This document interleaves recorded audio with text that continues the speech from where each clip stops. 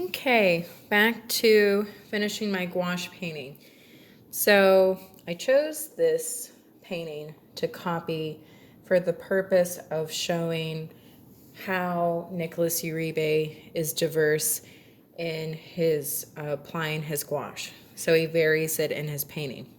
He uses it directly. So he uses it directly. So he uses the gouache paint thickly, even more thickly, more opaquely without the little bit of water to make it at half and half the consistency, the traditional application of gouache. So I took out some lemon yellow, and I think besides adding a little bit of ochre and a more lemon yellow,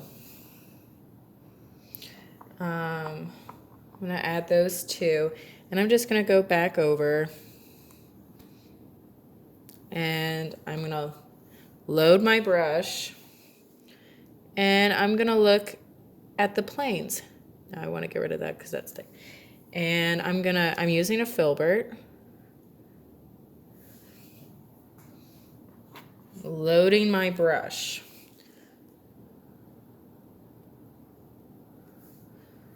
And see how I'm applying it planarly and not linearly. See how it's not thin like a line, it's planarly, it's flatly applied. Now, I do have to manipulate my brush to get smaller areas, but it's not linear, it's still planarly applied. I don't want to see my paper. I want it to be more opaque. Now I'm probably going to have to go back over this and make areas, go into the shadows and make areas that are lighter and a little darker and show those definitions. Okay. So we're going to leave that for now, like that, and then we'll come back into it. But see how that was thickly applied even more? So we want to, the areas that are more opaque and more thickly applied with gouache, we want to do that from the start.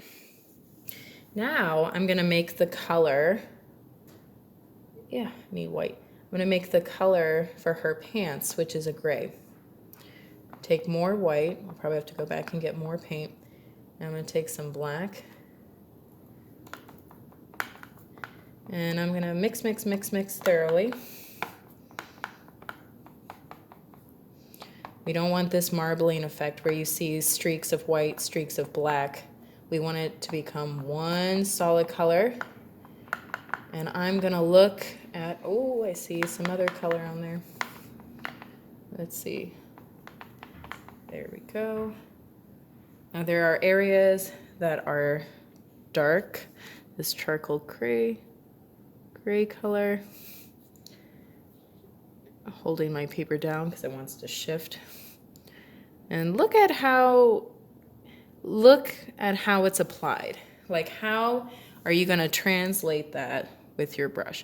Now, yes, choosing different brush sizes, choosing different brushes. See how it, how to manipulate your brush. So before you go lay down a brush stroke or before you start applying paint, look at how it's made. Oop, want to stay in the lines. And that needs a teeny bit of water because notice how it started to streak a little bit. So this is going to be more like half and half the consistency of paint.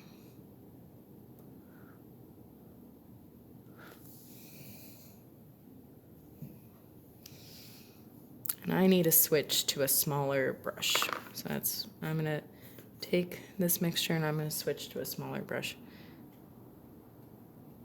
And this needs to be even lighter. I need more white paint. So I need to go back in and I need to get more white paint and go into those lighter areas. Okay, so before we do that, let's go in and let's block her hair in. So I'm gonna use a small round brush, just looking at the scale of her hair. Now there's parts of it where you can go back in and use